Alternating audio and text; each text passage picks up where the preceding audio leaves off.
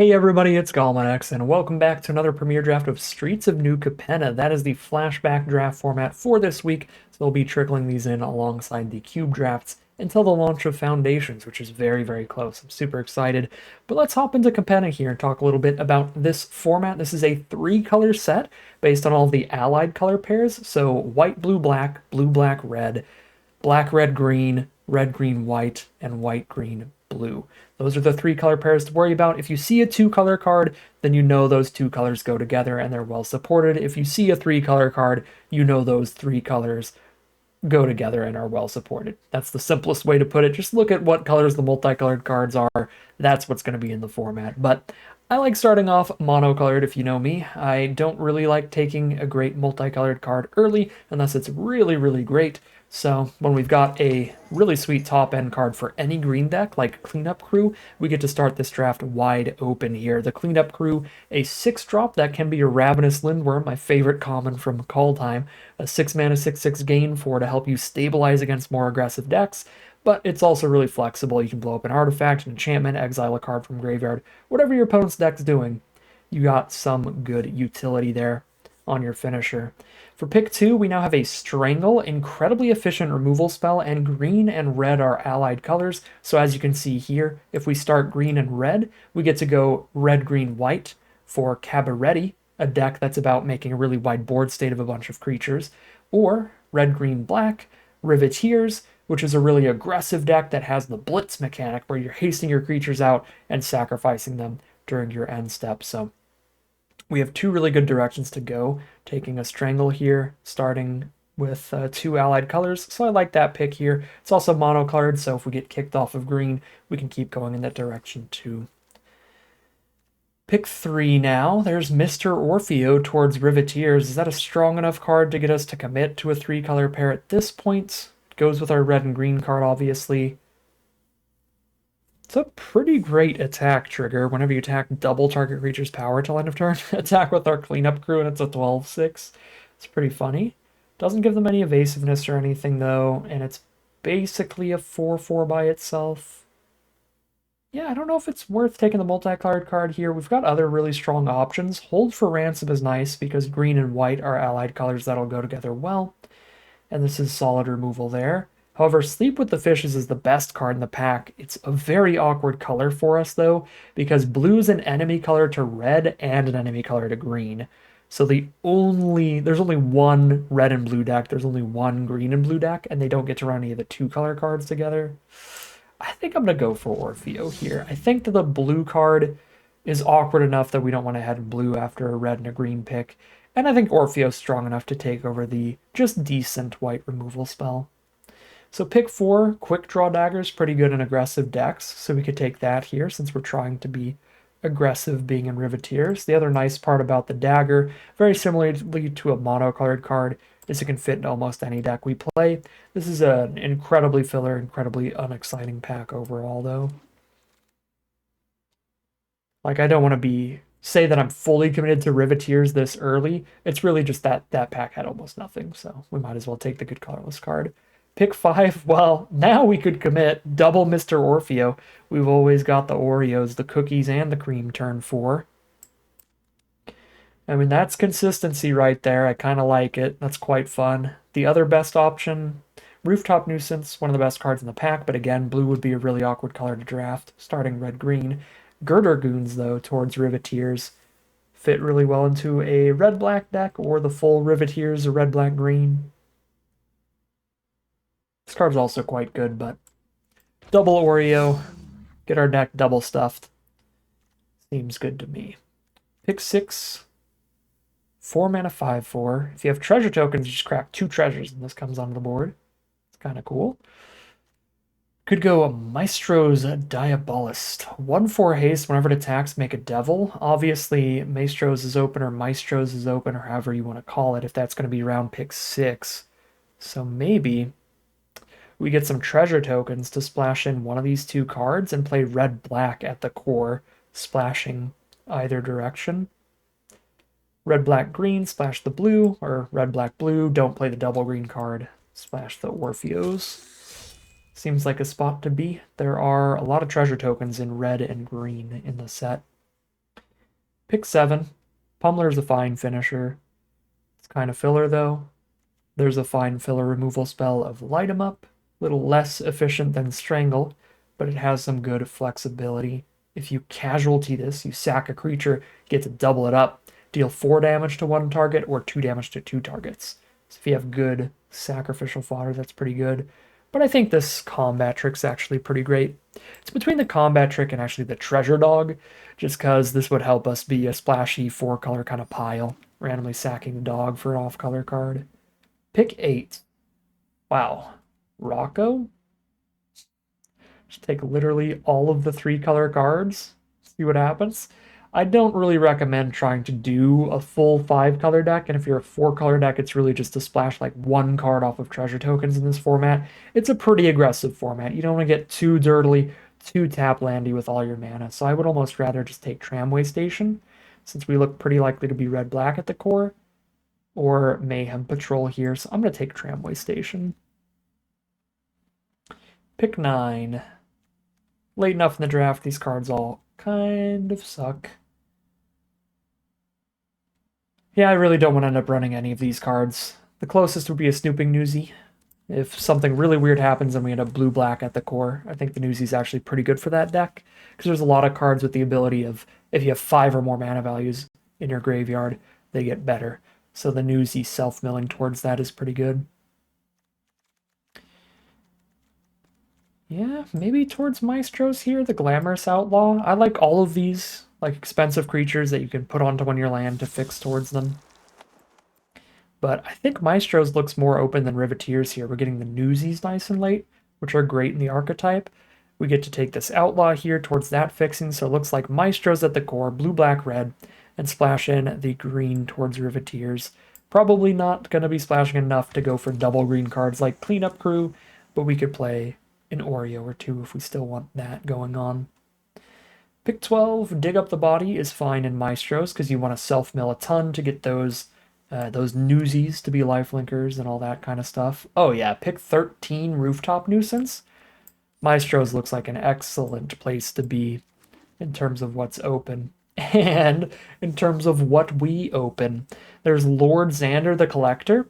I don't actually think Lord Xander's that insane. 7 mana is a lot in this format, but obviously a great enter, attack, and death trigger on this card. So I'm still going to go for it. It's definitely the funnest option, but unironically, Sleep with the Fishes is the better choice. If you're in a very competitive draft, which it's Streets of New Capenna, nobody's going to be playing a super competitive like Pro Tour or Arena Open of Streets of New Capenna anymore. But if this were hypothetically one of those events, I would slam Sleep with the Fishes. You're just going to cast it so much more often because it's so much less mana. It's a much more consistent card, and it's an excellent 2-for-1 removal spell, locking down your opponent's best threat and giving you an unblockable threat of your own. So pack 2, pick 2 now. Broker's Veteran is actually quite solid sacrificial fodder for your casualty cards like Dig Up the Body. So I don't mind that, because I just don't think any of the other Maestros cards are particularly good. The strongest of them is certainly Body Dropper, but with 2 Snooping Newsies and an almost last pick Rooftop Nuisance, I think I want to be more blue and black at the core and splash in the red for my later plays. So I'm going to take the Veteran here. Make sure all my cheap cards don't require red mana. I don't need red till later, or like Diabolus, technically a 3-drop is still pretty early, but this card's still powerful if I can't play it till like turn 5. Pick 3, Corrupt Court Official is like perfect casualty fodder for casualty 1 cards like Nuisance and Dig Up the Body. That said, Raffine's Silencer is also great sacrificial fodder, great at slowing down the game, good card selection. I think Silencer looks pretty good here. I'm going to roll with her. Pick 4. I don't mind the blue-black fixing that we get off of the Obscura storefront. Majestic Metamorphosis actually plays pretty well too. Makes them a 4/4 draw card. One of the better kind of combat tricks.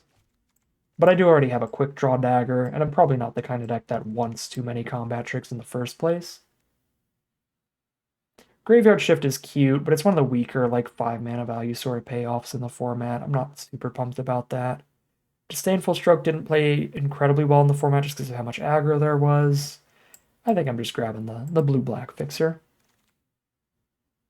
Worth noting that blue-white-black card was actually splashable too, because these cards that you exile onto one of your lands can splash for themselves. So if you have access to blue and black mana consistently, you can splash in the blue-black-white exile card, because you can exile it onto one of your lands, and then tap that land for the white mana, and then have your blue and black for all the other mana requirements. Maestro's Theater, literally the perfect land mana-wise, so we'll take that. Pick 6 Echo Inspector. One of blue's better commons. Pretty big fan. The flyer that connives when it hits the board, so it draws a card and discards a card. Make sure that you draw what you need, and maybe even a 3/4 flyer. Because if you discard a non-land card, it gets a +1/+1 counter. There's also a deal gone bad there, I think. The 4 mana -3/-3 removal. It's a tiny bit less efficient than I'd want it to be, but removal is still a little bit of a big deal here when we only have the 1 strangle for permanent removal. So deal gone bad was an option as well. I just think Echo Inspector is much better in a vacuum, which makes it good enough to take over the removal there. Parcel is also filler removal. That could be okay for us, but I'm just going to take the land-based fixing here. More land-based fixing with Tramway Station. 0 respect for Quick Draw Dagger, but that's fine. We don't need a million copies of it. Pick 9.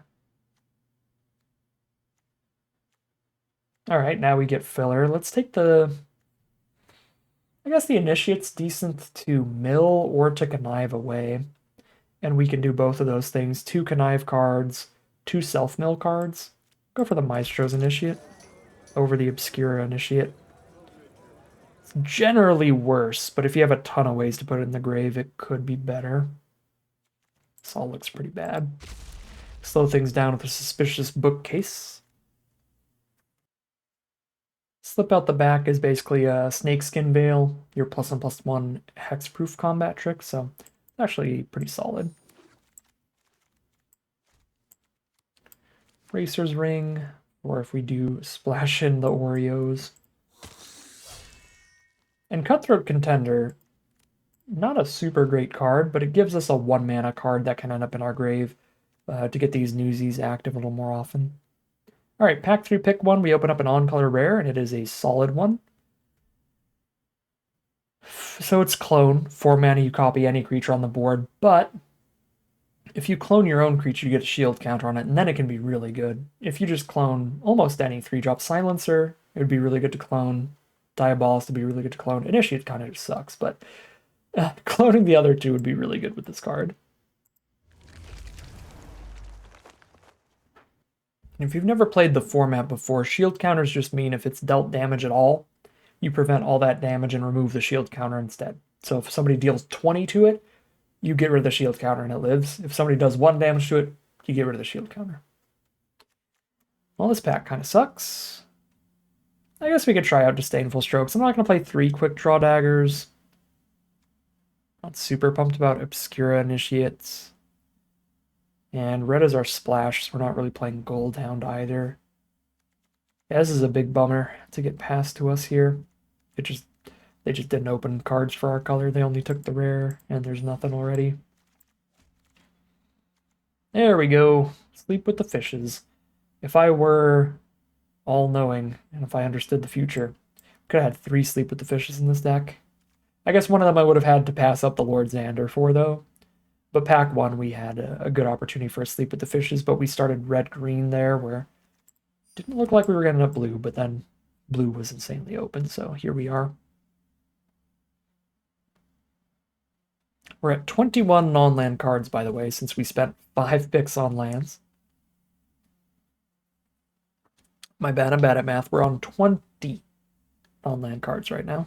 So we need to find at least 3 more playables, but the deck looks solid. We can get there, especially if we get more removal. Wow, we could have been on 4 Sleep with the Fishes? Well, I was just saying we really need more removal. So we take this, and if we're lucky, based on wheeling those first couple Newsies early, we might get this one back. 1, 2, 3, 4, 5, 6, 7. It's possible. It's not super likely, because there's only like 4 really good cards here. There's a Jewel Thief, Run Out of Town, Hold for Ransom, and Rocco. I mean, I guess the lands as well could be valuable to people. We might get a Newsy back or a Waterfront District. One of the two might come back because they're both in the same pack. Oh, let's go. Rewarded for finding the most open lane. That is something that you could really do in these multicolored sets like this because there are such restrictive mana costs on some of the cards, like blue, black, red 2. Basically, the only person in the draft pod who can play it is the Maestros player or one of the 2 Maestros players. So you can get a pick 5 insane one-sided board wipe like Hostile Takeover. This card's going to be the strongest card in our deck. Super happy to have been in Maestros here. A little sad that it showed up in the same pack as that Maestros Charm. If that Maestros Charm was just in pack 3, pick 2, we would have been living the absolute dream. But even though we're in the most open color pair, there's nothing we can do to stop all the Maestros cards from clumping up into a single pack where we don't get to draft all of them. Little chat looks like a fine draw spell here. Definitely not drafting a red card. We'll take a little chat. Pick 7. I am still... Well, now I've got a Hostile Takeover and Sleeps. I still feel a tiny bit low on removal. I might go Deal Gone Bad over the Syndicate Infiltrator. It's a 3/3 flyer for 4, a 5/5 flyer for 4. I'm just going to go Deal Gone Bad. More removal. Full control with it. Rooftop Nuisance to slow things down here. Run Out of Town's also fine, but we'll take the Nuisance. I don't love kind of the profits. The format's aggressive enough that drawing a bunch of cards, losing a bunch of life can be a problem.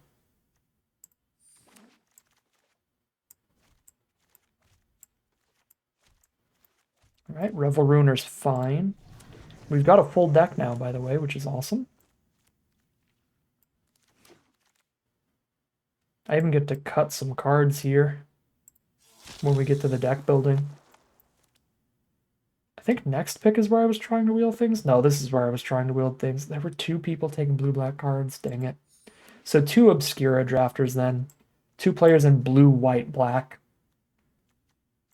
Tragic.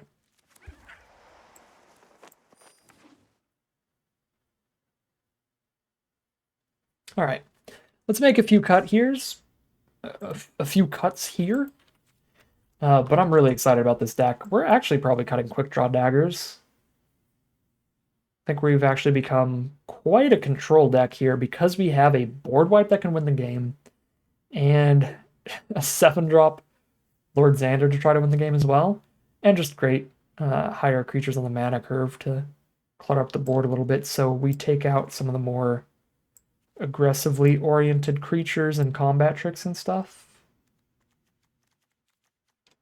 Still want some cheap creatures to be able to block. But I'm thinking, like, these 5 could be cuts. I likely want to cut a few more non-creature spells than all 3 of these, like maybe a Dig Up the Body or something when I lower the creature count. I'm just going to get rid of the daggers immediately. Feel like Revel Ruiner is the best of these creatures. And then like 1 non-creature cut here. I like a little chat when we're digging to bombs here. Take over, Diabolist, Xander. Dig Up the Body also digs to our creature bombs.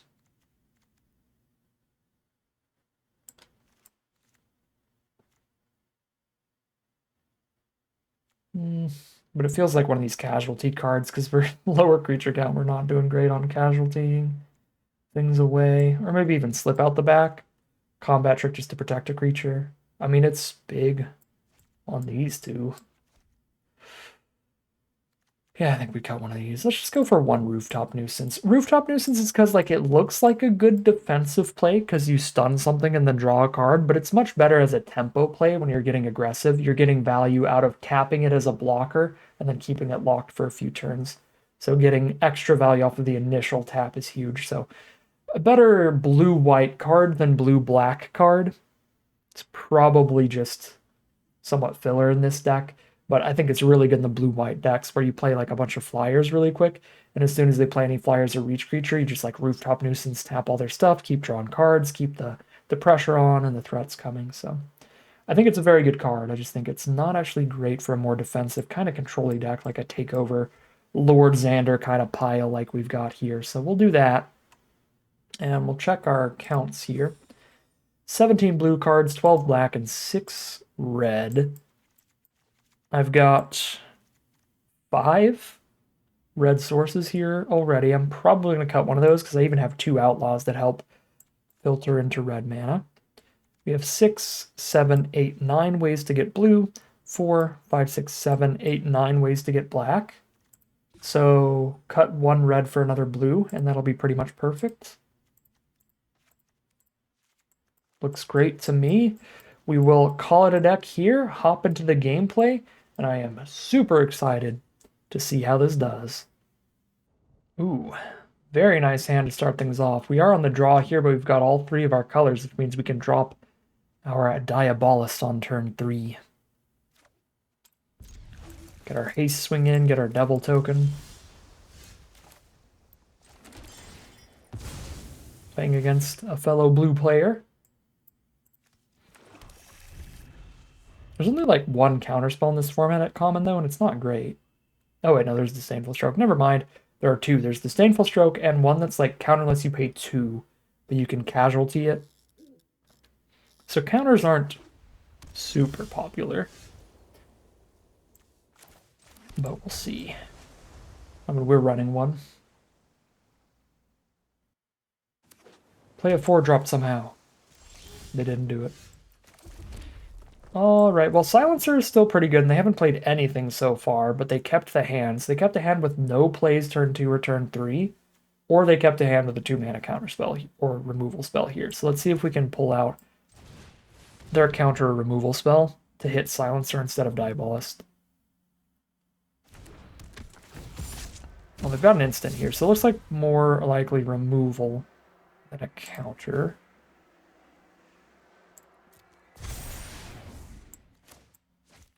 Or maybe it's both. Did stop when it was in a stack. Okay, they did have a 3-drop, but it's a flash 3-drop, so we didn't get to see that. Nice. That's pretty good for them because it got us to hold off on the Death Toucher for a turn.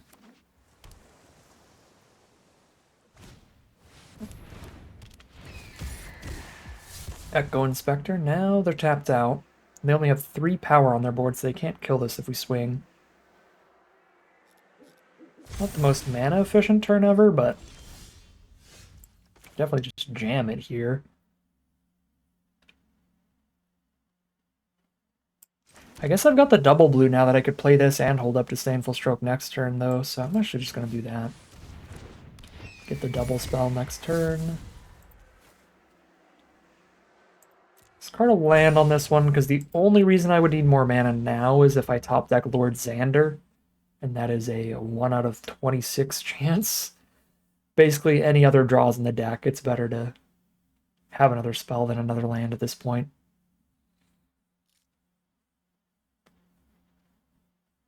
I guess I do have my 2 6-drops as well. I forgot about those. So 3 cards, 3 out of 26 would cost more than 5. I think it's actually reasonable to do it either way then here. Because obviously the 6 and the 7s would be some of the most impactful draws we could have. One might have fallen asleep at the keyboard here, it looks like. I get that. That's definitely a mood. It's been so massively busy lately. I think the commentary quality's gone down a little bit because I've got so much other stuff I've been focused on, but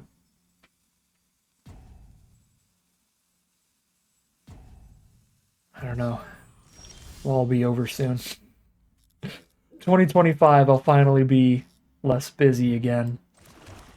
I think our opponent legitimately is not here right now. Looks like they could actually double block and kill this at this point. That's kind of annoying, actually. So we just play it and pass and get ready to sleep plus hold up stroke. The sleep lets it actually get in.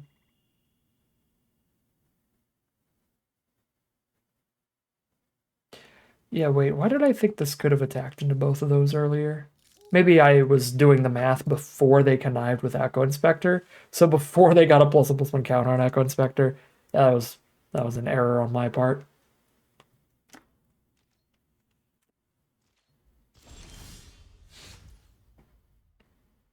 I want the untapped land here so that I can sleep with the fishes with a disdainful stroke up.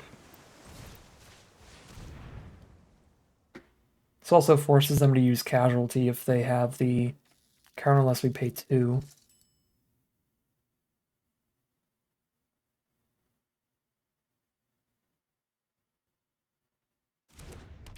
Sick.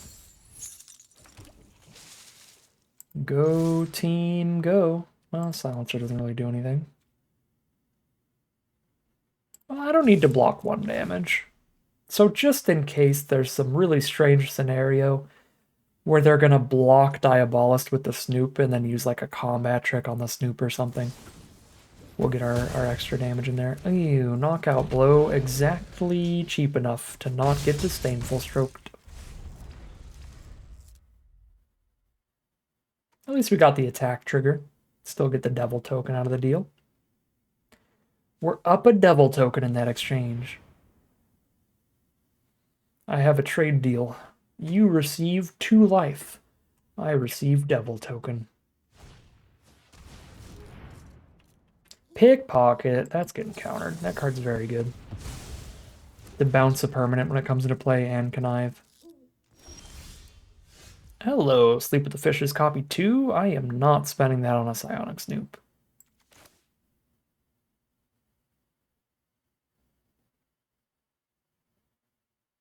Probably just run out of town the Snoop and they're just going to put it on the bottom. Heck yeah. Now let's shuffle the deck, thin out the lands a little bit, make it more likely to draw spells, and we have Lord Xander mana. We are ready for any draw. There is a 2-mana 1/1 that makes each opponent discard a card in this format, which I have not been thinking of this whole game. But if your opponent's playing black, there is an argument for holding on to your extra lands so that if they have that, you don't end up in a position like this where they could play the 1/1 and make me discard Sleep with the Fishes, which would be terrible. Then I would feel really bad about having played that Maestro's Theater here. Ooh, hello, Newsy. You're almost definitely going to be big.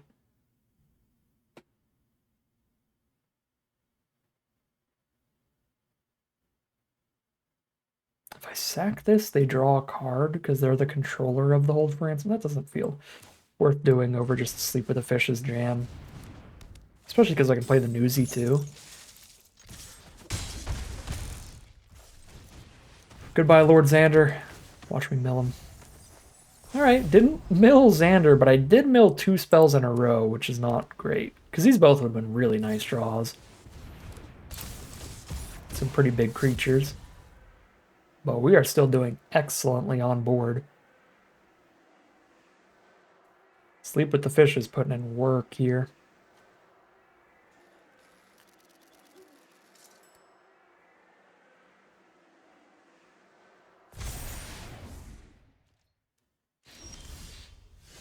Okay, I'm going to hold on to this land in case they have the thingamadude. You know, they're low enough now. Let's give them the card draw to hit harder. Block, take 1, 2, 3, 4, 5, 6, 7. It's literally... Okay, it's not literally lethal. It's 2 damage from lethal. It's literally putting them to 2.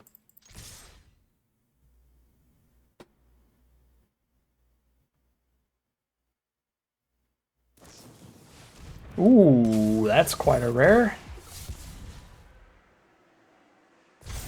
4/2 flash lifelink, and they can bounce a spell back to hand. Luckily, we didn't cast any spells here.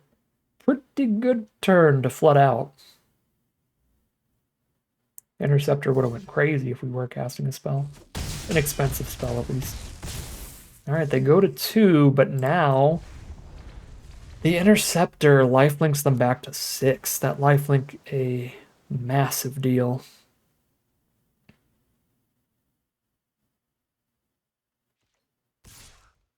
So they're at 6 with 1 blocker. They're still dead on board if they don't have another spell. They do pass. There's the Strangle for the lifelinker. So we're just going to send in the team, see how they survive here, and then Strangle the lifelinker so they don't get to gain anything on the crackback. Okay, they're going to survive with a run out of town. 3/3 is a very good draw right now, so I'm just going to keep that around. And we're going to Strangle their lifelink, and they've got 1 top deck to get out of this.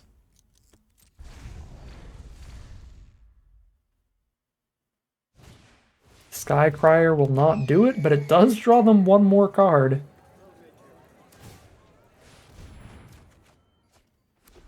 Which is just a land. So that is going to be GG. We are 1-0 heading into game 2. This hand is so cool that I am taking a massive gamble for it. The Glamorous Outlaw is what gives us our blue and our red mana. But this hand is very, very high up on the curve. 2 lands, a 6-drop, and a 7-drop. So we want to draw basically exclusively lands for a while here. And luckily enough, we have so far.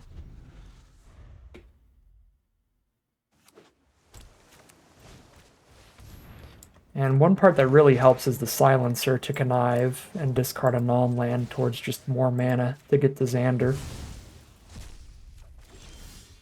Slip out. Ooh, we could play a Xander and have a slip out the back later. Initiate's a great card to discard here to the Silencer, because it's got that ability from our graveyard.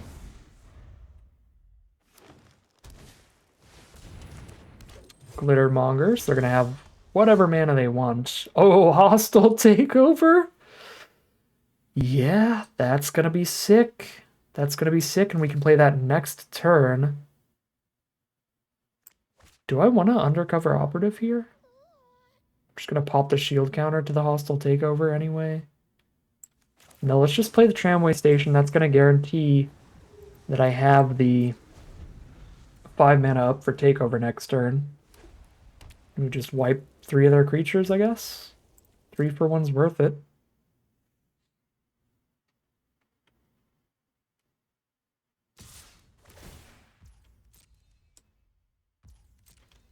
I could take the trade here, but I'm just going to kill that with a board wipe anyway.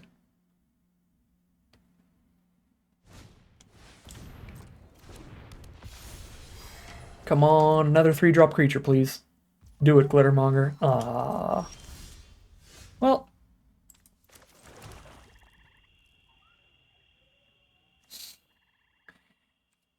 It's probably a little greedy to do things this way. Maybe a lot of greedy to do things this way. But I'm going to go for the Initiate's ability to make sure I'm hitting more mana towards playing Xander in just 2 more turns. I'm only taking 5 on board. I'm going to 13, worst case scenario. And this also gives them more time to play more creatures into the hostile takeover, potentially.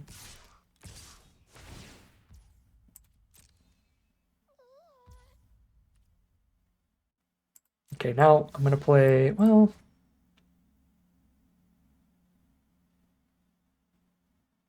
Yeah, no, let's not block. Because again, hostile takeover is one-sided. The Silencer isn't going to die to it. Dang it. They're supposed to play more creatures, but instead they have blue mana up for a counter now. Punished for my greed here, it looks like.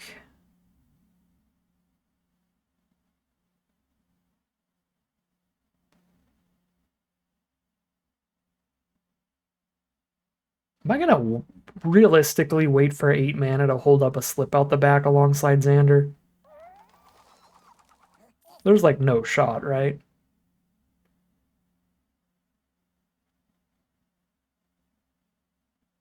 I don't know. I mean, if we keep drawing mana, it's possible.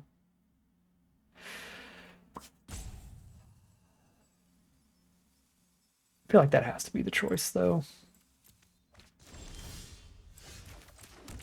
Alright, well, play the Glamorous Outlaw, so if they have the Disdainful Stroke, they counter this and not the board wipe. And if they don't counter this, then this is going to survive our board wipe and make us really stable on board anyway. So it's almost as good as the board wipe resolving anyway.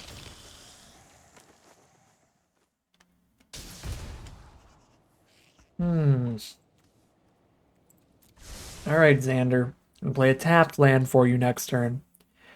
I guess I'll have to cast my other bomb. No Xander next turn.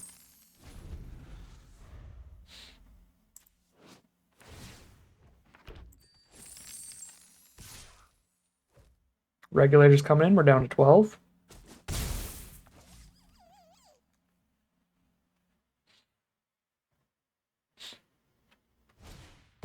Soul of Emancipation? We're gonna get out bombed? No, actually, our bomb beats their bomb.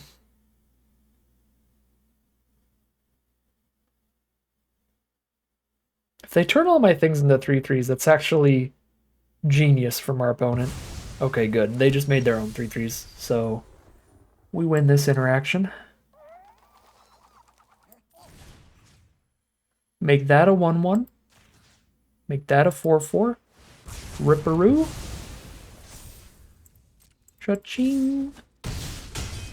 And we cast Lord Xander next turn. Life is good sometimes. Got triple black off of a tramway station, so we'll get the third blue. That could have been horrible for us. If they, like, turned 3 of our lands into 3/3s and then our takeover blows up all of our 3/3s.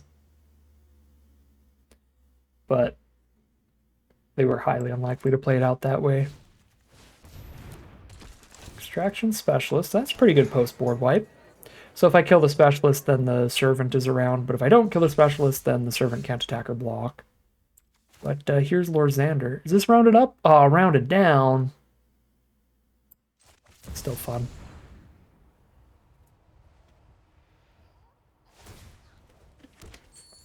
No shot you had a Disdainful Stroke this whole time. Endless Detour. Okay, I'll play it next turn. Xander can wait. You know, the weird part is it might be better to just play like an Operative and a Newsy. Operative to have a 4/5 Outlaw with a shield counter on it. Newsy to have a 3/3 lifelinker. I do need 2 more mana values in Grave. I guess I'd have to mill really well to get the Newsy to be a lifelinker.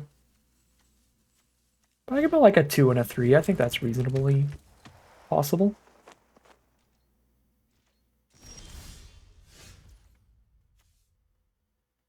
Alright, I don't care. I'm doing it anyway.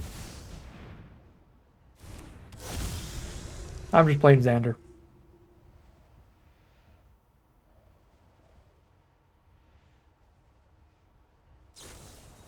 Broker's Charm, draw 2. And then still discard 1, discard a Plains.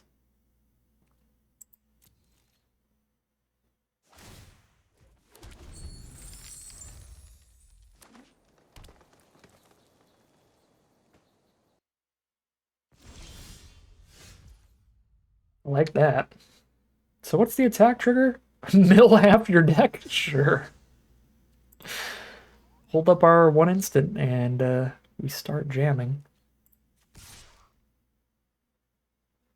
They are also at 10. I could see attacking with Outlaw, but I feel like I'm so locked in for the win here if I just don't put myself at too much risk to some random trick or something.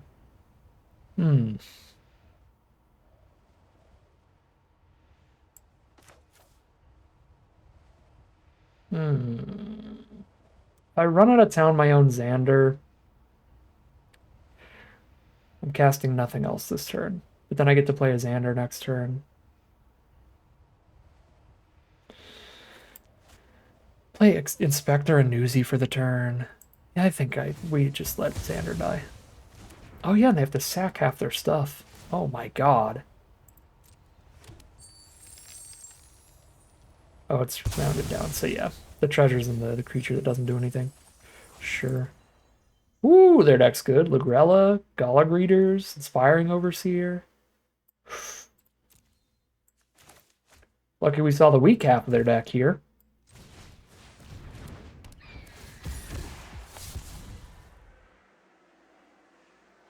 What do I need for Newsy to trigger? I have 1, 5, and 7. So 6 works, 4 works. Let's go 4. Guarantee the lifelink no matter what I mill. Good thing too, because I just milled more zeros.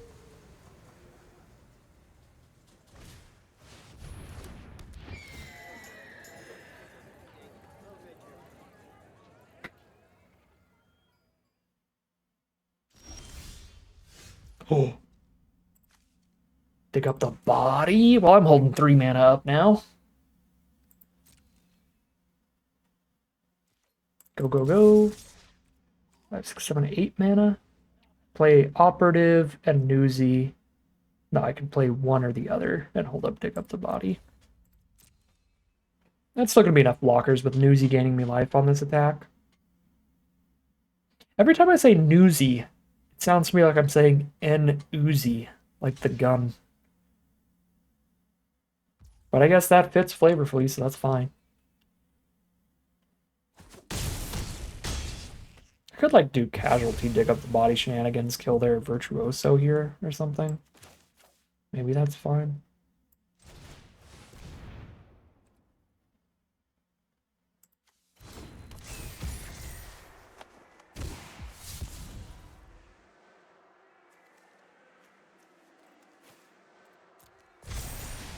I don't really want to self-mill anymore because I'm going to be milling off dig up the body. I have 15 cards left. Alright, they're over it anyway.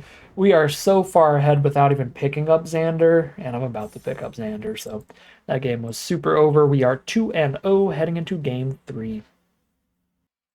Here I go again, keeping the wrong hands. Xander in the opener should not be a plus side. You don't want to have 7 drops in your opening hand. But I'm so excited. And Connive works so well to where, like, when you have a 7 drop in hand, you get to connive your non-lands into lands. When you don't, you get to connive your lands into non-lands. The flexibility of the mechanic is powerful. Probably ditching Slip out the back. Oh! We finally found it! Somebody's running the 2-mana counterspell. Well, now they can't count Xander with that, or counter Xander with that. Windshield Agent. A little bit of a nuisance there.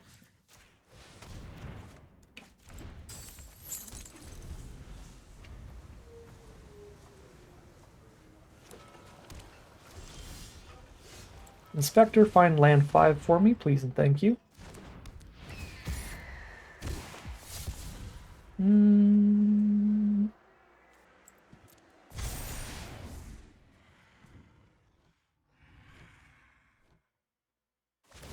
going to be playing a 6 drop into a 7 drop, so we're not going to have the extra 1 mana up to protect either of them the turn we cast them. Which is kind of the most important turn, and yeah, we don't have the extra 1 mana up right now. Like, the only turn we're going to be holding up a Slip out the back is like when we're playing a Newsy or something that just doesn't matter much.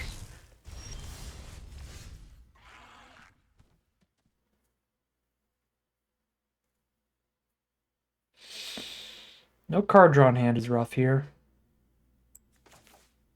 Means we are officially missing a land drop this turn, no matter what I play. Let's just deal Gone Bad the shield counter card while they are tapped out. We self-mill for Newsy and dig up the body.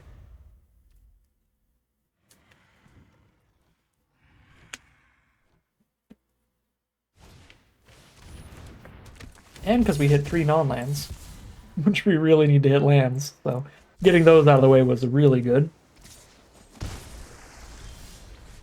Perfect. I take 2 damage if I do nothing here, but that opens me up to draw 2, discard 1. And I really need a second blue source too.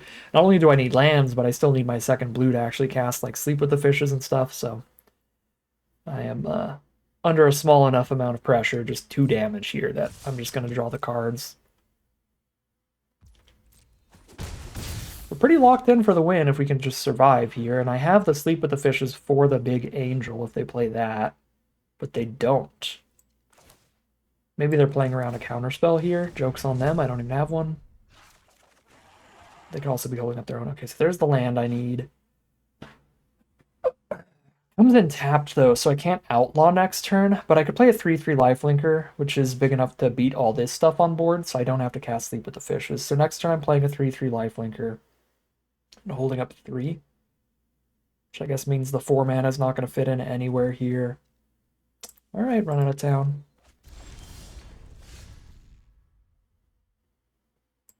This is going to be the second blue for the double Sleep with the Fishes.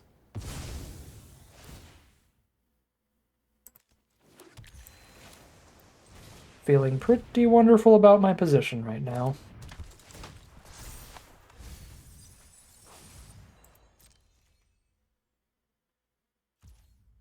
I probably missed an opportunity to put this on one of my lands earlier, and then I would have had double blue for sleep if I wanted that as an option right now. Okay. Double little chat here. Sure. I'm guessing they just really want to keep the fish is what's going on. Because the silencer trigger's not doing anything. Yeah, they just want to keep the fish. Fair.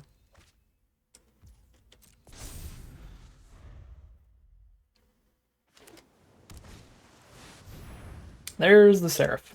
And that's going to sleep with the fishes. Which means I'm going to hold off on dig up the body. So that if Xander dies, I can just bring him back. Would be more mana efficient to just do that right now, but I like casting 2 Xanders. Alright, Snooping Newsy wins this race 24/7. I keep not using Outlaw. We should have used Outlaw when I didn't use Dig Up the Body. Target opponent sacks an enchantment. Oh, so they kill the Dig Up the Fishes? Alright, that works. Unlock the Seraph. Expendable Lackey. Okay, they are not tapped out of counterspells here, so they have one for Xander. Xander's going to get countered, and they have so much mana they're never going to be tapped out of counterspells.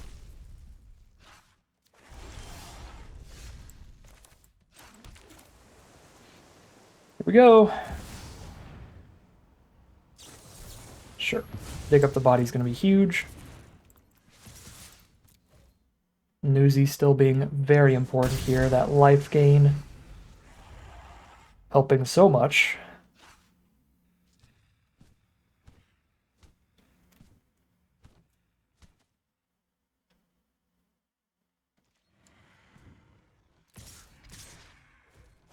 No attacks with Sarah.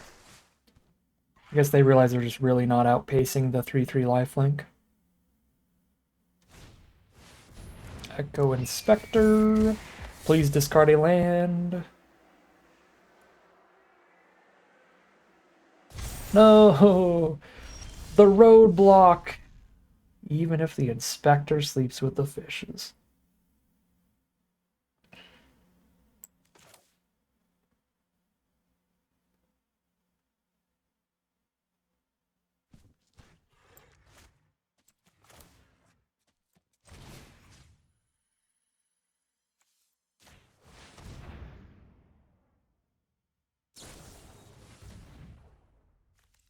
That is infinite counter magic in there. It's frustrating.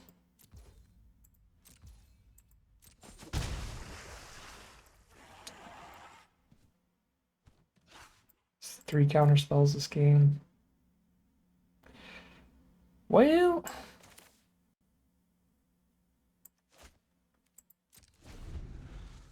I might just lose to the triple counter here. Xander's not enough to outrace 8 flying power and an unblockable. They're hitting me for 9 a turn. Oh.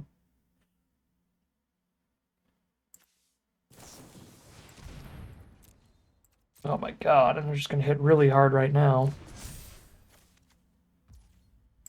Go for a 2-turn kill, it looks like. Yeah, I go to 6, I gain 3, they have 9 power in the sky. Well, shoot.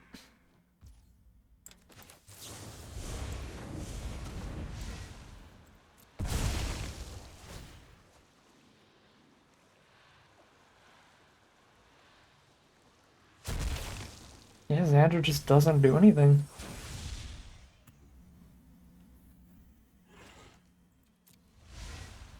You see the top card of my library?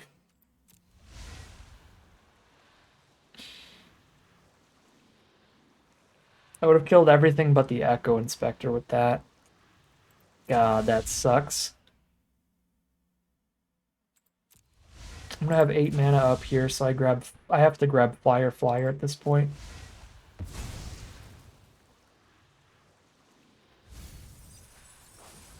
Xander's just too slow.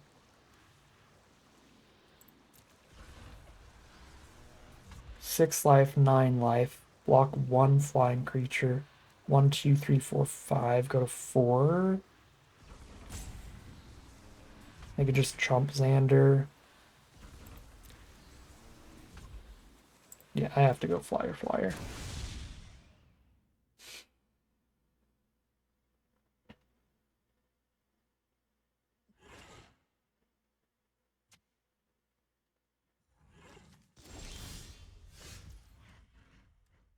No, I guess I kill the unblockable card with that.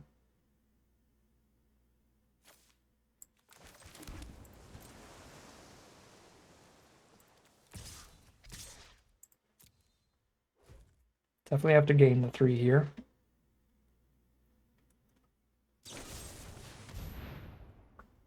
I'll gas all day.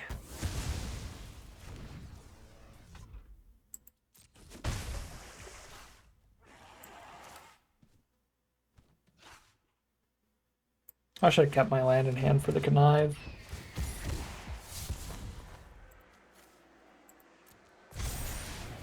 Yep, that was wrong. Because I'm conniving twice, too.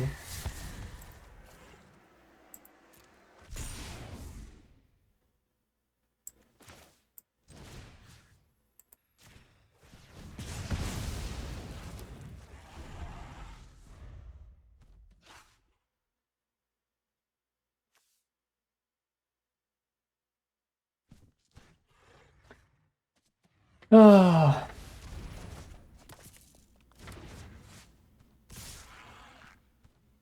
So sad we milled the takeover, but it was just as likely to be 6 cards deep, and we dig to it by milling there than it was to be in the top 4. Actually, more likely to be in the bottom 8 than top 4 at the time. They just still have action. Man, this game is brutal. The opponent has a very good deck, and they hit a really low land count. From the draws here.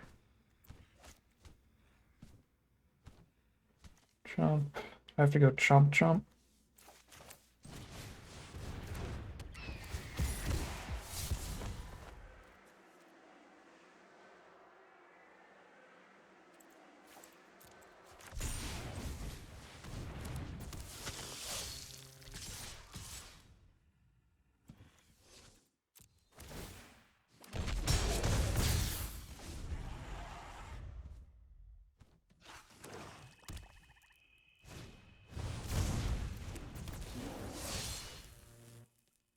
That'll do it. 2-1, heading into game number 4. All right, here we are for game 4. We don't have a 3-drop, but everything else looks pretty good in this hand.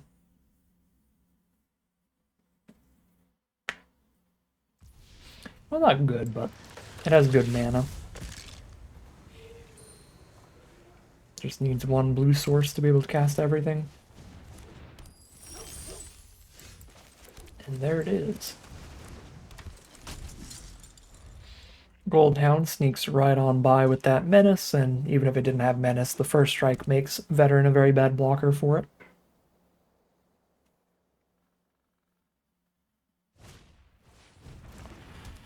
Okay. Sticky Fingers Goldhound's an issue.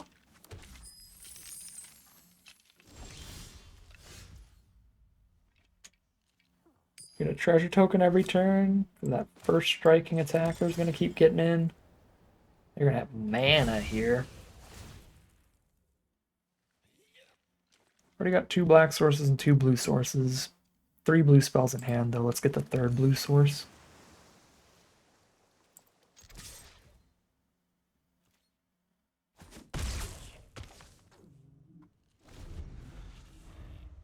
This is actually really, really good on Goldhound, because if they ever just need to draw the card, they can just sacrifice the Goldhound to trigger that part too.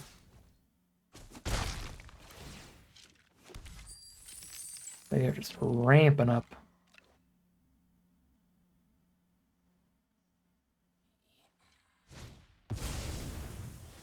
Into Mega Bomb. Strangle is not big enough for this. When it deals combat damage to a player, look at the top card of your library. You can cast it for free. So deal 5, flip the top card of your deck. If it costs 5 or less, you cast it for free. Yeah. That needs to go to sleep. Go hang out with Freddy the Fish. Check out Luther's Maze game.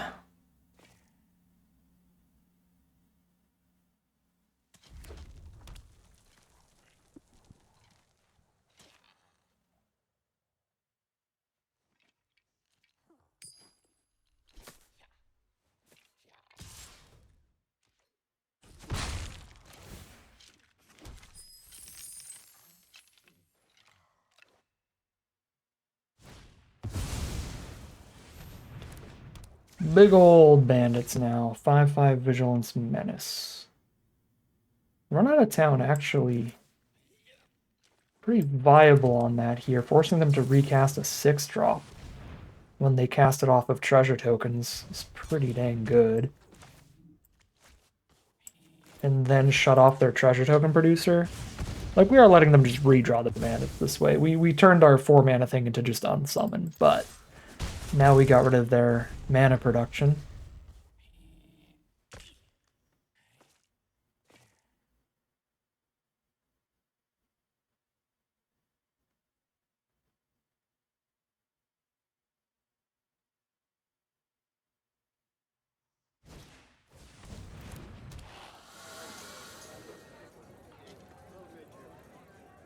This just gets Death Touch, right? Yeah, 2/2 Death Touch. 1/2 Menace, buffs attackers.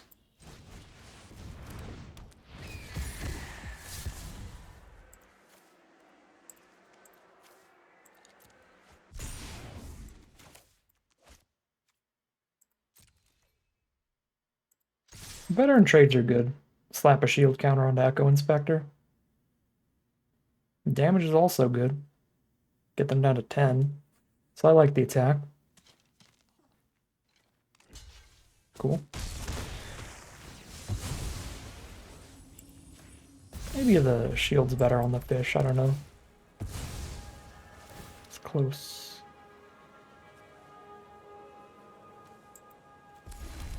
Actually get the ability to sack the tramway station here.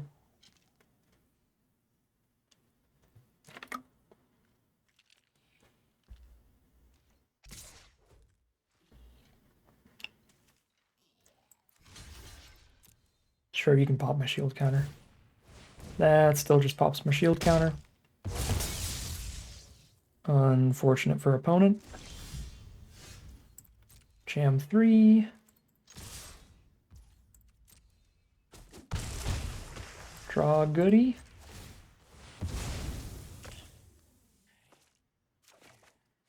This is not a goodie, but we're getting out of the way.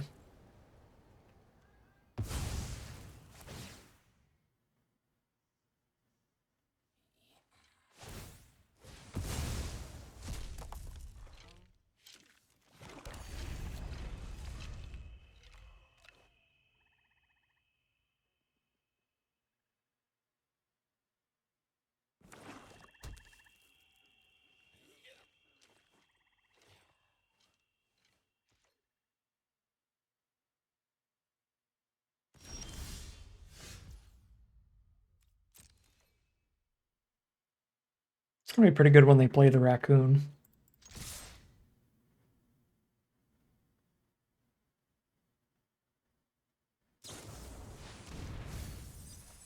Sure. Ooh, let me dig up Lord Xander. Because I haven't milled that yet, have I? No, I have not milled. Dig up the body. We also haven't hit either of our newsies. Those would be pretty good, now that we just got milled. But Outlaw, also solid. I see your 4-4, and I raise you a 4-5.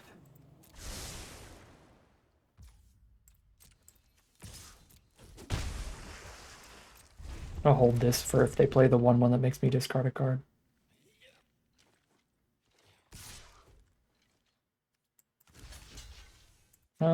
No, they're at 5. Let's not let Outlaw die to a potential combat trick here when we just try to kill them with it. Alright, we kill them with it. That is 3-1.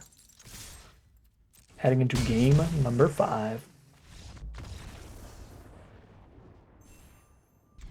Well, this hand looks absolutely nutter butters. Diabolist naturally survives a hostile takeover, so I can turn something else into a 4-4 to get that to live. We have all of the colors that we need here. This looks just insane.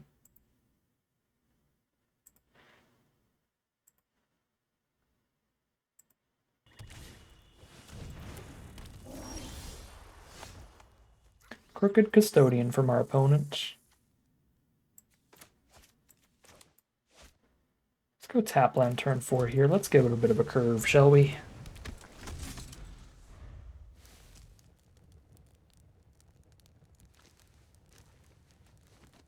Plus veteran threatening to trade in a Custodian could pull removal from our opponent here. Or hold off the damage. Yeah, that's fine. Got removal out of there. It's devil time. Whee!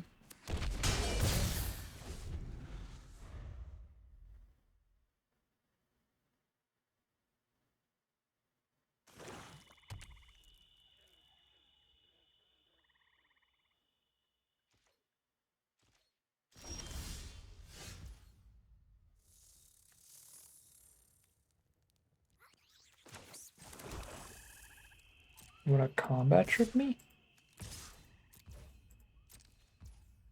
Nope. They just don't want to attack in because bad attack. Well, no, I was tapped out, right? Very strange.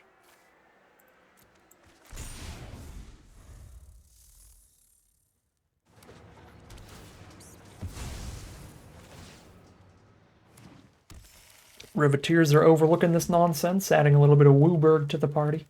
All 5 colors from our opponent. Incriminate. I have to sack one.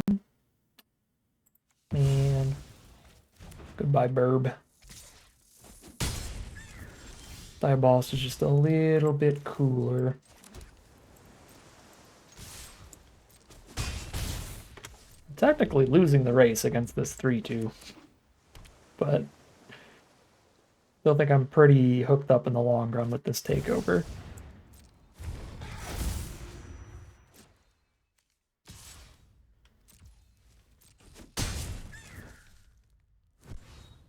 They need more creatures for this to do anything, but it gets absolutely terrifying when they get more creatures.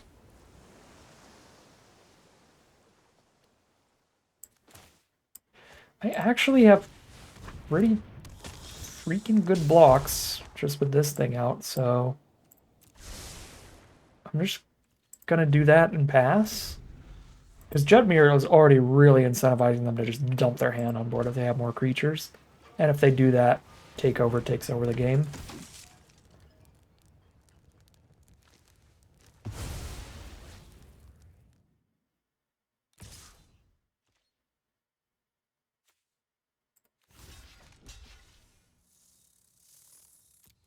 I can just get a new devil by attacking, so I might as well do this.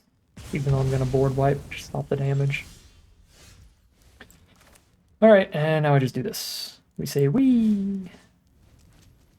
1-1. 4-4.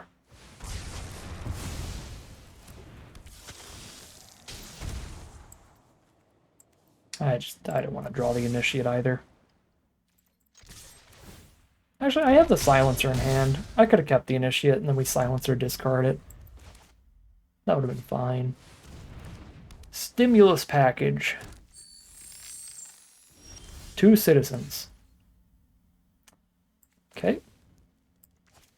They look super dead. But they're not quite dead on board. They are if they hit the concede button. We are now 4-1. So a positive record out of this deck no matter what, but I would love to see this deck go farther just so we can play it more. This has been a sweet, sweet Maestros deck, about as sweet as it can get. And we are only 1 win away from being in the money out of this draft. All right. It's time for game 6. We have all 3 of our colors. We have a hostile takeover. Just let Obnixless absolutely run this city. That is going to be a snap keep.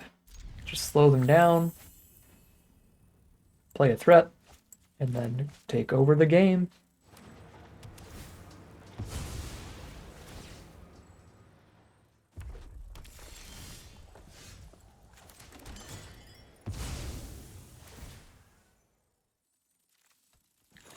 This deck has really shown off the power level of Connive as a mechanic. We've discarded so many slip out the backs because it's not that great in this deck. So being able to just connive your filler out of your hand is so good. But again, the flexibility, discarding non-lands when you need lands, discarding lands when you need non-lands. Connive has been awesome. Speaking of connive, we're on the mirror match here. Our opponent is also on Maestros and they're conniving with some Obscura cards.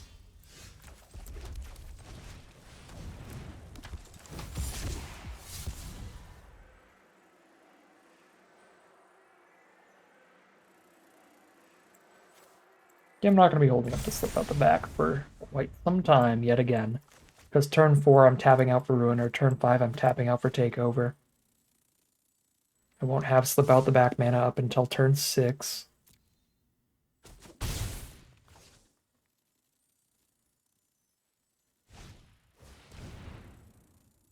Gross.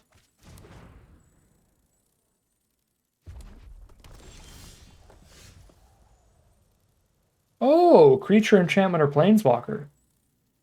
So they can't make us discard Takeover. Alright. Well. I guess the fact that they know about it's a little rough.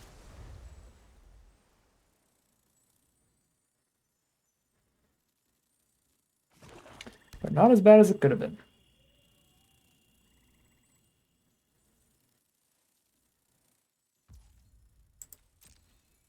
Alright, I mean, we slightly lose this race, but I think we just are fine with the status quo right now.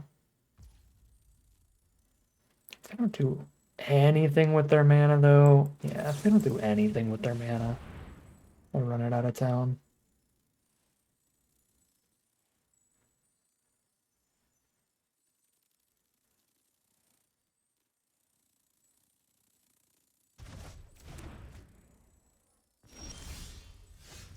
Hello there.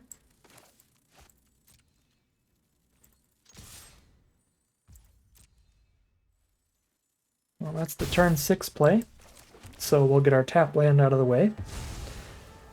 So that we can play our untapped land with that.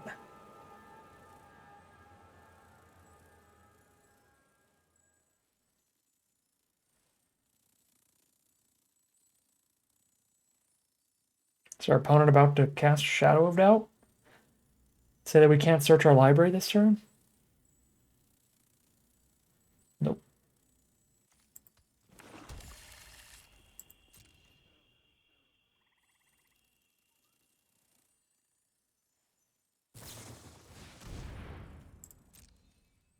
Alright. Maestro's Charm's doing some digging here, finding the best card in their top 5. I wonder if there's going to be some Xander on Xander violence this game. I'm fine with them having a Lord Xander, as long as I also get to play mine.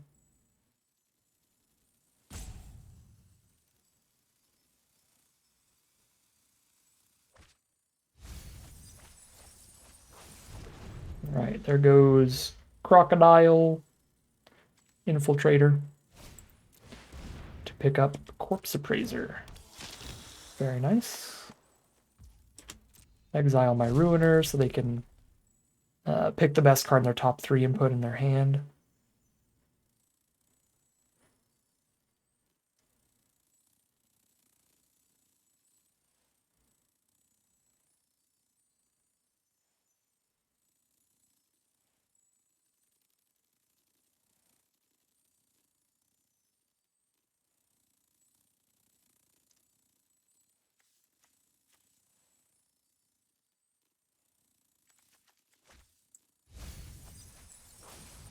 Mills this time are Strangle and a Swamp, so they got something good in the top 3. If they didn't want to just strangle the Silencer.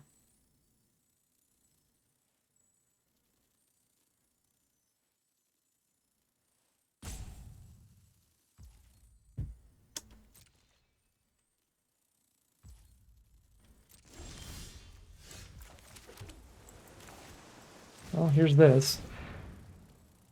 If they have something that can counter it, it's a little sad, but then they can't counter the hostile takeover with that card. I'm a big fan of both of these. I actually draw Sleep with the Fishes first.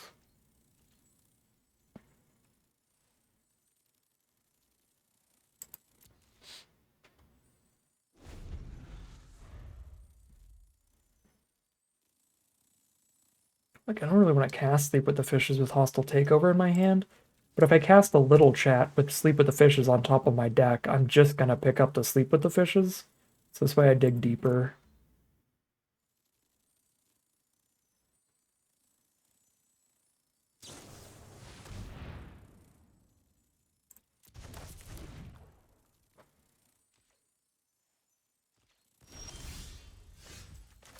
Well, good enters effect is good. I'll just replay it.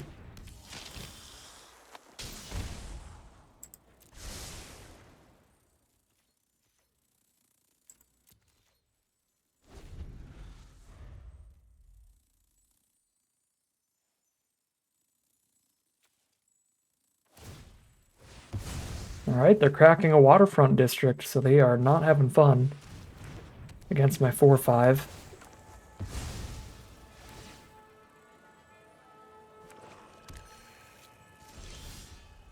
Okay.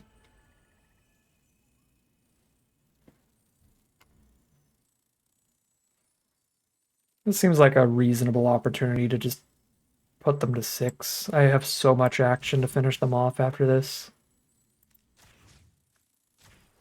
Actually put them to 5 because we've got a counter on our 4-4 here.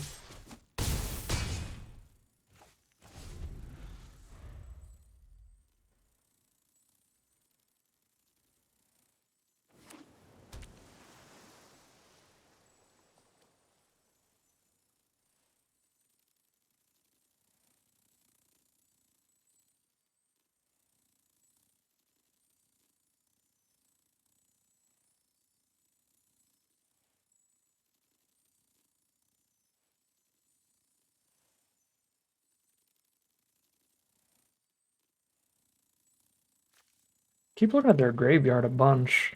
They have like a dig up the body or something. They have at least one in their deck. Another one got milled.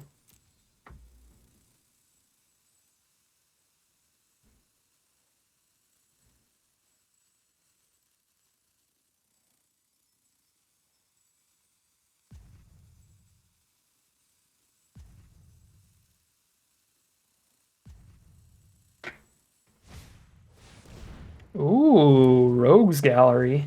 Pick up 3 creatures. They're gonna be low enough on mana here though that just Rooftop Nuisance is gonna win the game.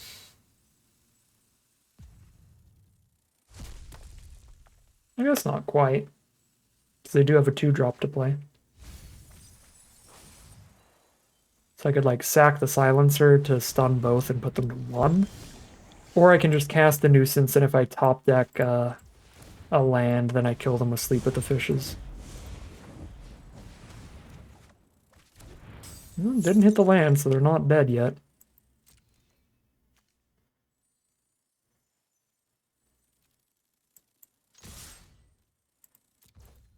I'll let them trade here and go to 1 if they'd rather do that.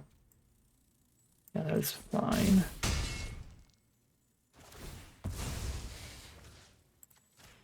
Because now they're dead to 1 unblockable hit from a fish, and we have 2 ways to make an unblockable fish. 3 if we make an operative a fish. Actually, I could just operative outlaw and they're dead as well.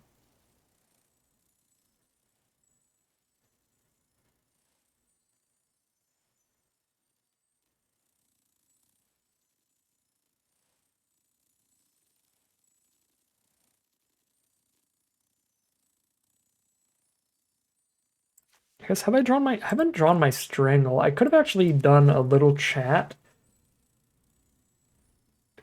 We should have spent double black blue on the tap thing. That way I could have a little chat still holding up potential strangle if strangle was in the top 2 to get the kill that turn. Because I needed to hold up double blue in case I hit a land for sleep with the fishes.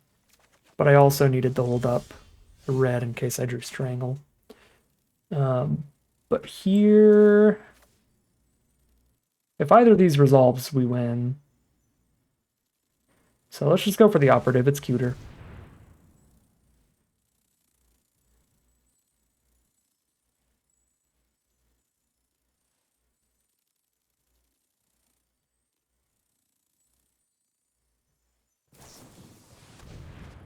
Draw a card, digging for the counterspell.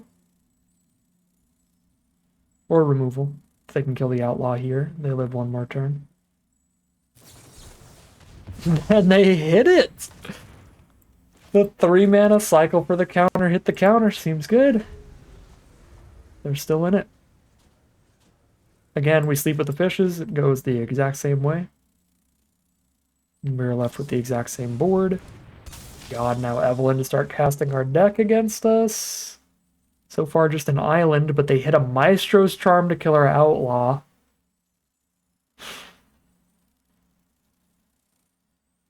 We are still, like, the advantage bar is still in our favor, but they could have just the most ridiculous sequence of draws from this, thanks to that Evelyn.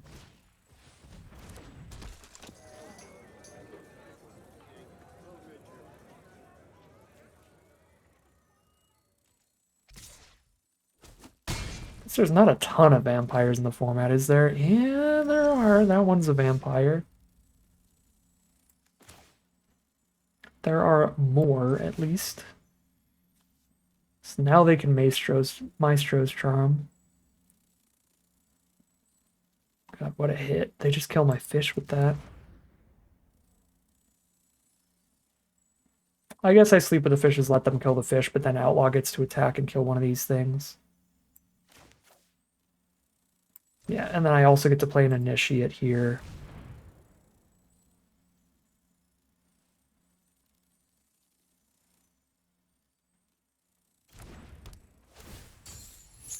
Okay, so they're going to charm the fish. Chump the Outlaw with the Lackey.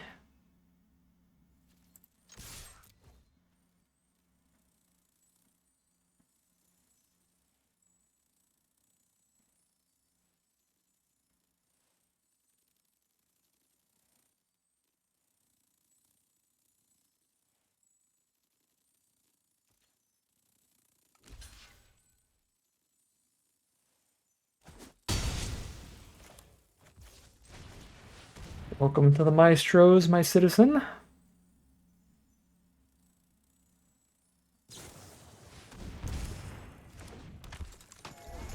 Am I dead? They go for the life drain? They have 5 on board. I'm at 10. There's no universe where that's good. They go for the life drain here. I guess that keeps them out of reach of the fish, too. Another infiltrator, which is a vampire for Evelyn. This is completely absurd, the way this endgame has gone. They even hit... Oh, this is a human citizen, thank God. I was going to say they even hit a vampire off of Evelyn. But no, they didn't.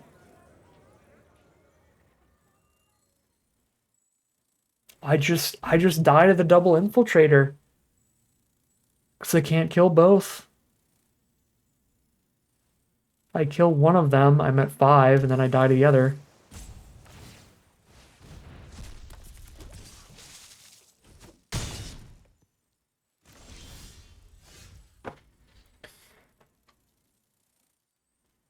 Well,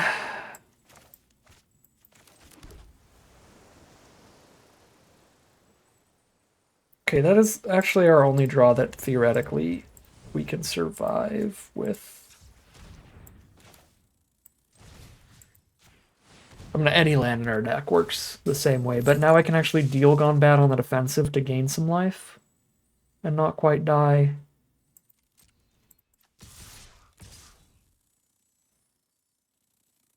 Oh, man.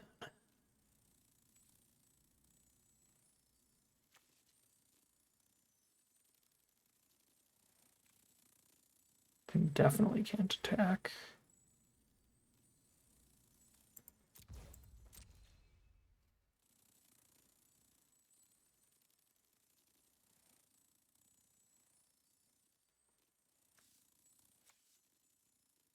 I only have 5 cards left in their deck. Do we actually have to mill them out? Maybe I should have just went full defense here. I didn't realize they only have 5 cards left. I don't think full defense really works that well either, though. We still die before they mill. Because Infiltrator swinging twice, even with Deal Gone Bad, kills us.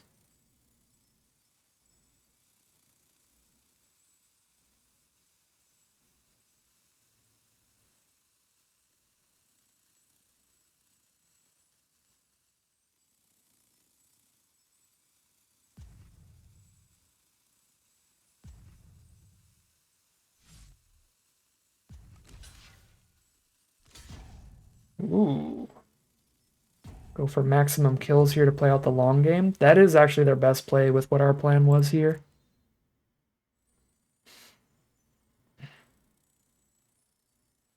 Opponent has played this really, really well. But they've also just hit really well in the end game here. I guess I could have Deal Gone Bad to keep the 4-5 there, and then I'd be at 8 here. I probably should have done that, rather than trying to trick the Infiltrator swing here.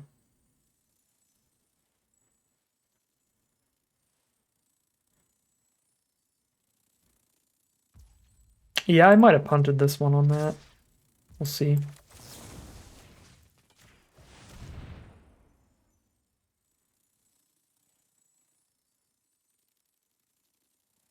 Oh, this doesn't gain life. Okay, well, that's the only place that I could have Deal Gone Batted then. I thought this had a gain 3 attached for some reason. Have to draw something.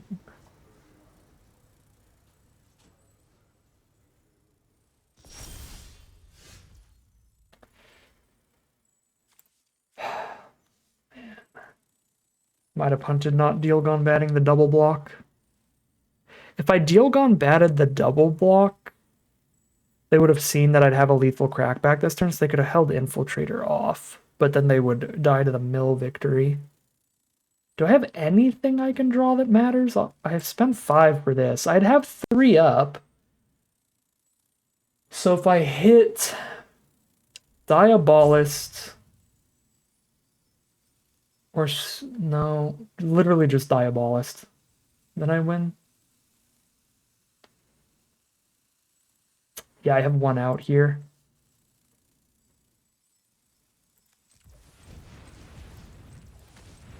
One out of 14.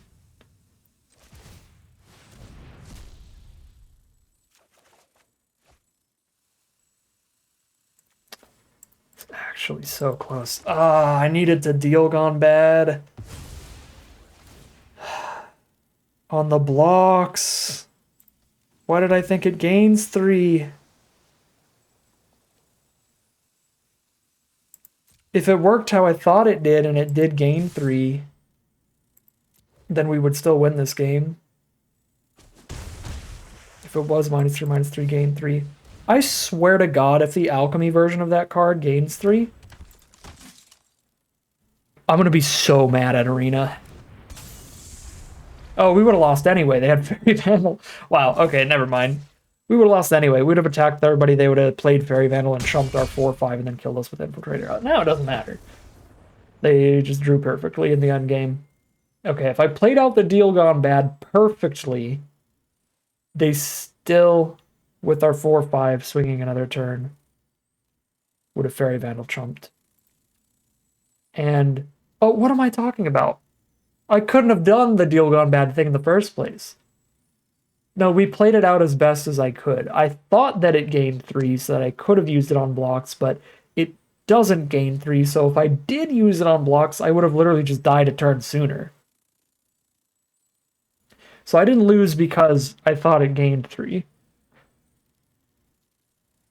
I would have if I tried to deal gone bad against their double block. I would have died even earlier. So that was actually legitimately as long as we could have taken it there, using it that way. Man, what an incredible sequence of draws for our opponent in the end game. They played it out really, really well. They had to both get very lucky and play very well. So full credit there. The incredible draws in the end would not have mattered if they didn't also play it out very tight. But that was ridiculous, that sequence from our opponent. I do want to look up Deal Gone Bad, though, and see if the Alchemy version gains 3. Because this was one of the very few draft formats they actually changed cards. They rebalanced the draft format with the Alchemy stuff, and it does. The Alchemy version of Deal Gone Bad gives -3/-3, mills 3, and you gain 3 life. They added you gain 3 life to it. That's so frustrating that now I'm worse at regular Streets of New Capenna because I've played Alchemy Streets of New Capenna in the past. I hate Alchemy rebalances so much. The new cards and designs and stuff is cool, I'm fine with that, but the rebalancing of cards so that your memory of what the paper actual Magic card does is skewed and incorrect, that's frustrating. Not that it actually ended up mattering here again. It turns out we actually stumbled into the right Deal Gone Bad play where our only play was to just use it on blocks to go to 2 instead of going to 0. But, that's still really annoying to me that I'm remembering Deal Gone Bad wrong because I'm remembering the Alchemy version of the card. Anyways, we are 4-2 now, heading into game number 7. All right, here we are for game 7. We are 4-2 here. Hope this deck does better at that, or better than that. This deserves at least a 5 winner here. Should be in the money, because I think this deck is fantastic. I think we found the open color trio and got heavily rewarded with some great rares. A very solid common and uncommon core to the deck. So I'm pretty bummed out here after last game at 4-2.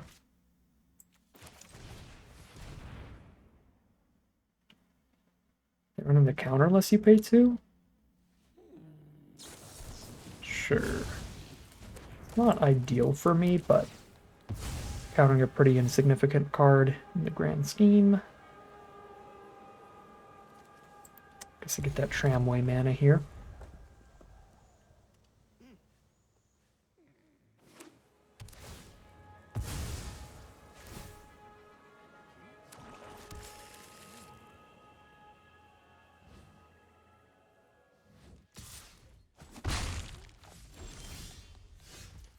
Good draw.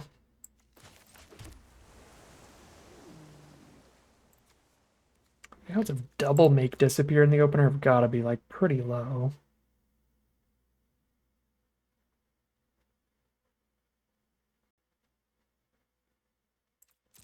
I'm taking like 1 damage a turn here. I can wait a turn to force them to casualty for a make disappear. The absolute classic. Every time you play around a counterspell, your opponent has the flash creature. And you just miss out on tempo. Although, again, having all this mana untapped means they might have both.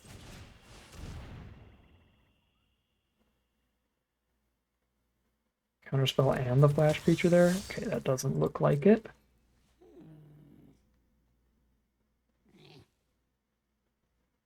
Removal though? Yeah, murder.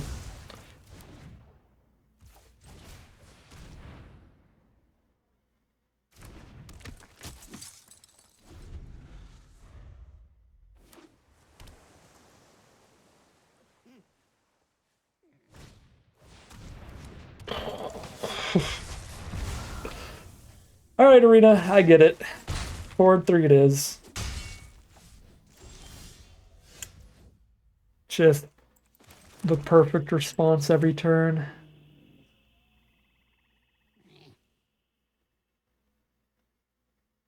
Isn't even a good sleep with the fishes target here. This is gross.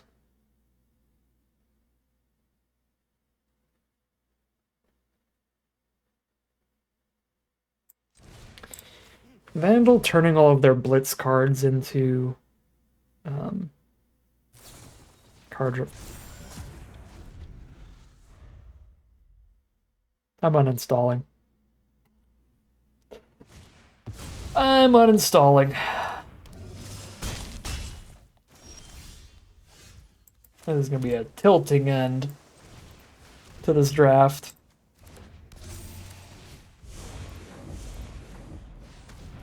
We tap the crocodile because it can get unblockable, so we take the 2 flying damage.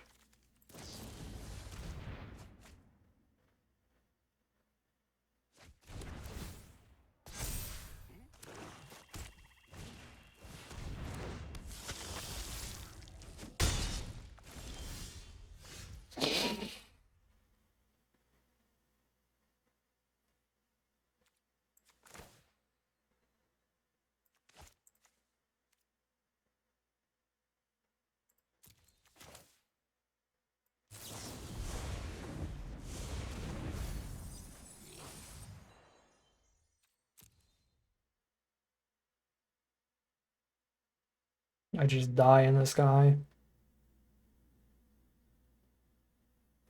I literally die no matter what I do, because they just unblockable crocodile hit for 8. I mean 10 technically. Oh man. I could have picked up the lifelinker and played it, but then I don't get to block any of their creatures there anyway. I just take 10. I could have picked up the bomb, death touch, devil maker, attacked with it, but then I don't get to block any of that 10 damage. That was absurd. I don't even think their deck was like that insane. It was just like a solid Maestro's deck. They just had the exact perfect response to every play we made. Make disappear on the newsy so we don't get any early creatures down and they get to keep chipping away. They had murder on our bomb. They had the turn that I passed to play around a potential second make disappear. They did not have a second counterspell. They had a flash creature for the exact open mana that they held up, which is why it was a suspicious turn of passing. When I finally go for removal, they have the slip out the back for the removal. I mean, just draw the disdainful stroke after they cast the 4-drop. That was the icing on the cake. It is what it is. I think some winnable matchups today, but these games, we just got hit a little hard by some variance here. It's possible that our second loss, the game where we literally got them down to like 0 cards in library, it's possible that was winnable with some more defensive plays, because that one was really, really close. But I feel like the other two, we just got outmatched, outclassed in terms of the draws. I don't think we ever played against a deck that was better than ours. Like at worst, the rounds we lost, we were even matchups here where it could have gone either way in terms of the power level of our decks. Just got slightly weaker draws. Things lined up poorly for us. Like that last game. It's a pretty disappointing run. It's not often that a 4-3 is a disappointment, because 4-3 is the break-even point. You're getting 100 less gems than you paid in, but you're getting 3 packs back and all of the rares that you drafted. You're keeping all that. So basically the break-even point here in terms of value at 4-3, and we got a positive record with this deck. We won more games than we lost. But I just think this deck deserved more than a 4-3. 4-3 is like good average, but still average. Yeah, I'm sad. I'm done with today's recording session. I'm moving on. that was uh that was some it's time to log off of the game and go get some work done. Go do chores or something. Just anything else. Anything else. Take a breather. With the way that those last two losses lined up with our opponent with the Evelyn into just sequence after sequence hitting action to stay alive, and then the last opponent having the exact response to every play we made. It is a message from the arena gods that that's enough Magic the Gathering for today. But still a really sweet deck, still a really sweet run. Very nice to show off. A very cool Maestro's deck in our return trip to Streets of New Capenna. But that is going to end today's video. As always, I'd like to thank my patrons and YouTube members for supporting the channel, as well as you for watching the video. If you're interested in seeing some more, you can always like, comment, and subscribe to tell the YouTube algorithm to send you some more in your recommended feed. If you'd like to catch me live, you can check out the Twitch channel in the link in the description below. And if you'd like to support the channel directly, you can check out the Patreon link in the description below. But other than that, as always, thank you very much for watching, and I'll see you again soon for some more Magic Arena.